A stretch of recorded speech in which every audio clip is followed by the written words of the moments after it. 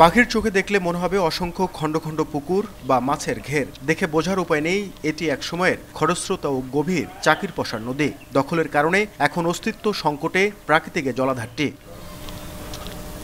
কুড়িগ্রামের ইটাকুড়ি থেকে থেতরাই পর্যন্ত প্রায় ২০ কিলোমিটার নদীর ৫টি মৌজা বিল শ্রেণীভুক্ত, যার আয়তন ২৬৫.13 একর। এর মধ্যে ২৩৫ একরই দখল করে প্রভাবশালীরা গড়ে তুলেছেন নানা অবকাঠামো ও মৎস্য খামার। প্রশাসনের পক্ষ থেকে এরই মধ্যে ২২ জন দখলদারের একটি তালিকা প্রকাশ করা হয়েছে।